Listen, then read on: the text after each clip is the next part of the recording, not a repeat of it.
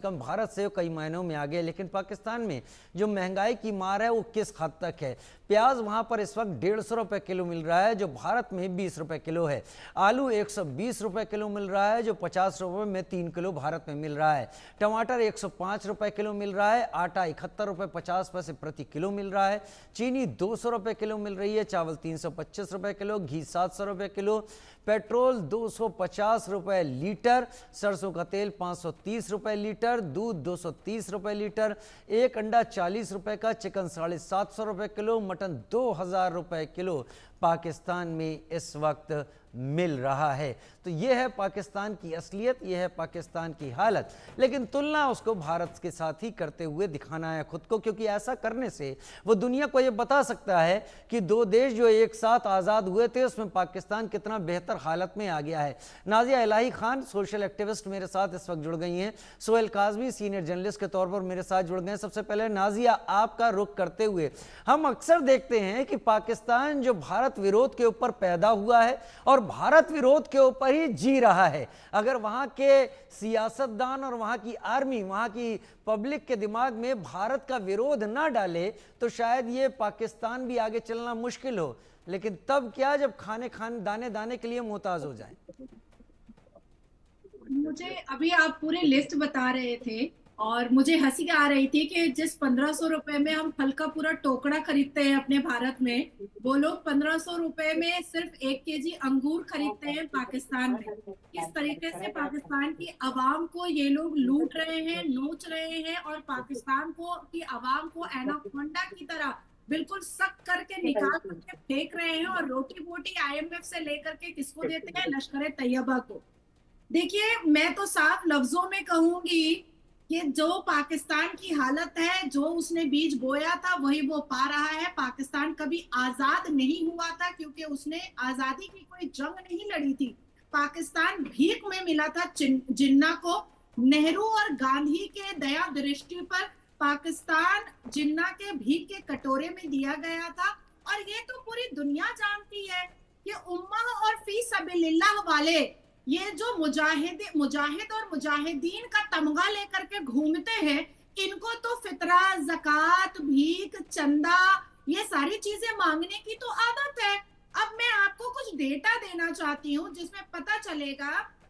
1947 में पाकिस्तान बना और 1958 से कर्जा लेना शुरू कर दिया।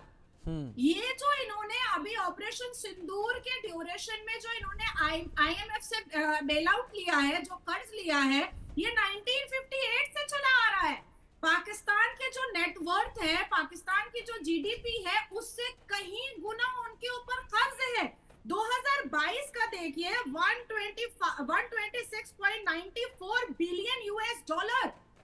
ये 2022 का मैं आपको बता रही हूँ। पाकिस्तान अगर अपनी बहू बेटियों से लेकर के, जमीन से लेकर के, अपने जर्रे जर्रे को, इस्लामिक जर्रे जर्रे को बेच दे, तो भी पाकिस्तान IMF का लोन जो वो 26 बेल आउट ले चुका है, वो अरब का पैसा, वो तुर्क का पैसा, वो अफगान का पैसा, वो भारत का पैसा नहीं रिटर्न कर पाएगा। किसी भी हाल में रिटर्न नहीं कर पाएगा। और फिर भी देखिए, ये इसको कहते हैं जज्बे वाली कौम, इसको कहते हैं जज्बे खुदा वाली कौम, जो नल्ली निहारी और पाया खा करके अपने आप को मुसलमान साबित करता है। वो कभी तुर्क में घुस करके मुसलमानों को मारता है और कभी अपने ही देश पाकिस्तान, नापाकिस्तान, जाहिलिस्तान, पगलिस्तान में अफगानियों को भी मार मार करके, कूट कूट करके बाहर भेजता है।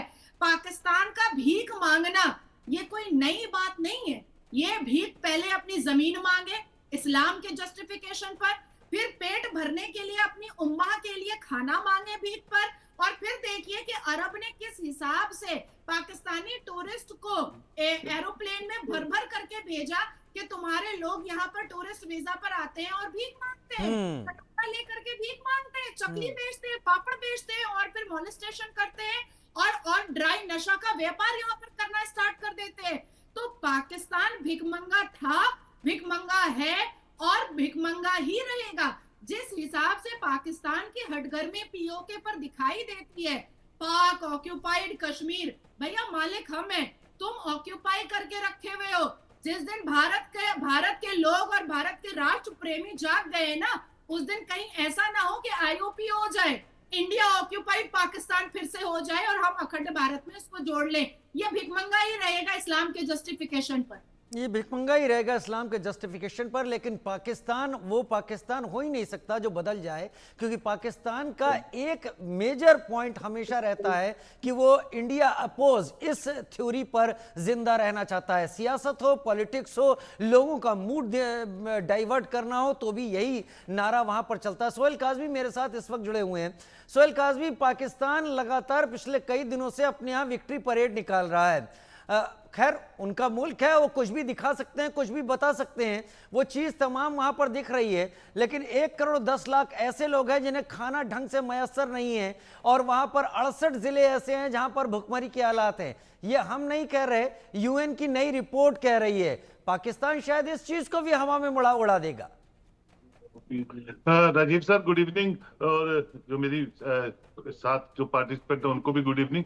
देखिए सर, पाकिस्तान को ये नई बात नहीं है जो आप आंकड़े बता रहे हैं। ये आंकड़े मैं खुद वहां 3-4 बार मैंने इंडिया को रिप्रेजेंट किया है, मुझे मौका मिला, गिलगित बल्तिस्तान, मुजफ्फराबाद, हर इलाके को मैंने देखा है।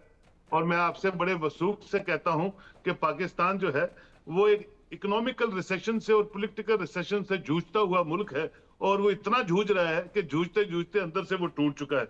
अब ऑपरेशन सिंदूर ने एक चीज आपको बता दी कि इमीडिएट, जो मेरी बहन ने अभी बात की कि बिल्कुल आईएमएफ से तो पैसा लिया, पर 1.5 बिलियन डॉलर्स उन्होंने चाइना से मांगे। अभी वॉर शुरू होनी थी, अभी उनको खतरा था कि शायद हम स्ट्राइक करेंगे, और वो भीख मांग ली। अब आप परसों हमें पता चला कि 19 से 21 तक उनका जो डिप्टी प्राइम मिनिस्टर है वो चाइना 3 दिन के विजिट पे है। उस पर भी हमने डिबेट की, वो क्या करने जा रहा है। वो सिर्फ भीख मांगने जाएगा, वहां प्रोटोकॉल एंजॉय करेगा, गिफ्ट्स लाएगा और पैसे लेके आ जाएगा।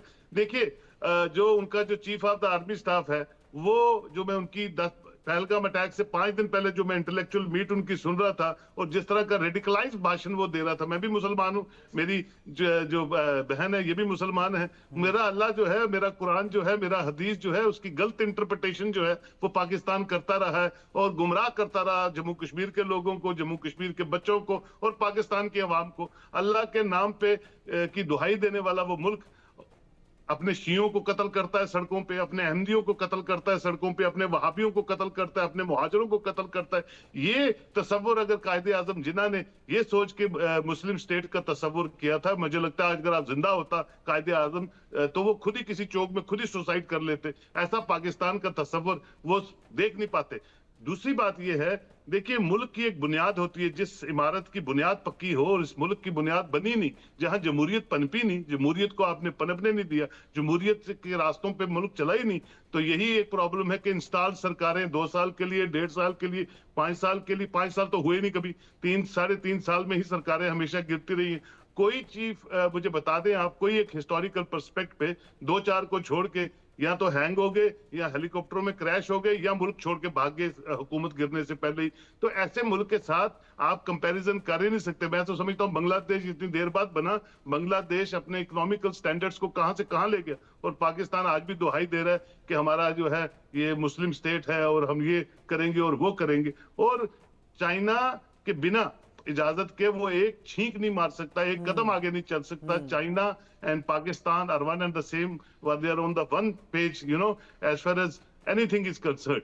सेकेंडली, जो आप आंकड़ा बता रहे हैं कि इतनी दुनिया वहां भूखी मर रही है, उनको नहीं लेना देना इनसे। ऑपरेशन सिंदूर के बाद 30 to 35% बजट जो है एलोकेटेड बजट, वो बढ़ा दिए डिफेंस की ओर। उनकी मिलिट्री स्ट्रांग होनी चाहिए, उनके पास लड़ने के लिए वेपन्स होने चाहिए। उनके मुजाहिदीन जो हमने 9 टेरर कैंप्स पे अटैक किया, उसमें 14 करोड़ रुपया प्राइम मिनिस्टर ने उसी वक्त सैंक्शन कर दिया within 24 hour to rebuild that structures of terror which we demolished in that 9 strikes. तो ये कहने का मतलब ये है कि आप उस मुल्क को, जो हम पूरी दुनिया कह रही है टेररिस्ट, वो कहते हैं मुजाहिदीन। मैं मुशर्रफ से 3-4 बार बोला जब वो प्रेसिडेंट ऑफ पाकिस्तान था, और वो उनके मुंह से एक ही लफ्ज लिखता है, हमारे मुजाहिदीन है। तो आप मुझे बताइए, जब मुजाहिदीन को आप पूरी दुनिया में मोस्ट वांटेड टेररिस्ट के नाम से खिताब करते हैं और आप उनको मुजाहिदीन बोलते हैं, तो मुल्क का क्या बनेगा। और ये क्रॉप जो है टेररिज्म की, ये पाकिस्तान नहीं काट सकता, क्योंकि फली फुली हुई क्रॉप है, और वहां से बलोच, वहां से अफगानिस्तान, वहां से ये, वहां से वो, ये सब चीजें चलती रहेंगी। नाजिया इलाही लगातार जुड़ी हो। नाजिया, आपने बहुत कुछ यहाँ पर बोला। पाकिस्तान के पास भी इकोनॉमिक्स के एक्सपर्ट हैं, वो भी समझते होंगे कि एक इकोनॉमी किसी